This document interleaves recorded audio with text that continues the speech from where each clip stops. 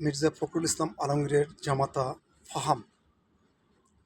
এই ফাহাম তার ফেসবুক স্ট্যাটাসে তিনি একটি কথা বলেছেন যে এই মুহূর্তে বাংলাদেশে মানুষের কাছে তিনি এবং তার শ্বশুর মির্জা ফখরুল ইসলাম আলমগীর সবচাইতে ঘৃণিত এই দুজন মানুষ।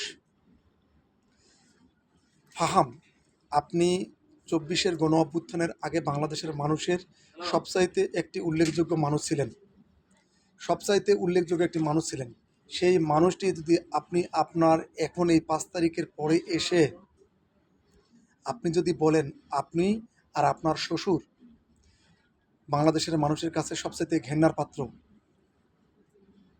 আমরা আপনাদেরকে ঘেন্না করি না, আমরা আপনাদেরকে সম্মান করি, মির্জা ফখরুল ইসলাম আলমগীরকে আমরা সম্মান করি, আপনাকেও সম্মান করি, বাট ৫ তারিখের পরের রাজনীতি সম্পূর্ণ ভিন্নতার রূপ দিয়েছেন আপনি এবং আপনার শ্বশুর, যার কারণে বাংলাদেশের রাজনীতিতে বাংলাদেশের মানুষ আপনি এবং আপনার শ্বশুরকে সেভাবে মানুষ এখন গ্রহণ করতেছে না, দালাল হিসেবে গ্রহণ করতেছে।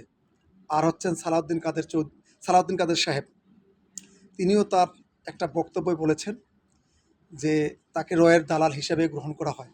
সালাউদ্দিন সাহেব, আপনি বিএনপির একজন আবির্ভাব নেতা ছিলেন। যখন আপনি বিএনপির মুখ্য হিসাবে কর্মকাণ্ড করেছিলেন, আপনার কথা যখন বাংলাদেশের মানুষ শুনছিল তখন আপনাকে গুম করেছিল।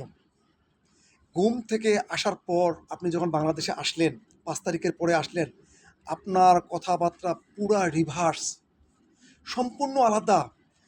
আগের সালাউদ্দিনকে আমরা দেখতে পাচ্ছি না, এখন নতুন নব্য সালাউদ্দিন, যা ভারতের সঙ্গে মিলে যাচ্ছে। ভারত যেভাবে চাচ্ছে, ভারতের কর্মকাণ্ড যেভাবে চাচ্ছে, সেই কর্মকাণ্ডগুলোই আপনাদের কথাবার্তার মধ্যে মিলে যাচ্ছে, যার কারণেই বাংলাদেশের মানুষ আপনাদেরকে রয়ের দালাল হিসেবে আখ্যায়িত করতেছে।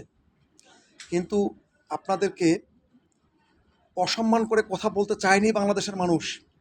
আপনাদের নিজেদের কর্মকাণ্ডের কারণে আপনাদেরকে বাংলাদেশের মানুষ আজকে রয়ের দালাল হিসেবে আখ্যায়িত করতেছে। মির্জা ফখরুল ইসলামকে আলমগীরকে গালি দিচ্ছে, ফাহাম আব্দুল সালামকে গালি দিচ্ছে, আপনাকে গালি দিচ্ছে। কেন? শুধুমাত্র কর্মের ফলের কারণে।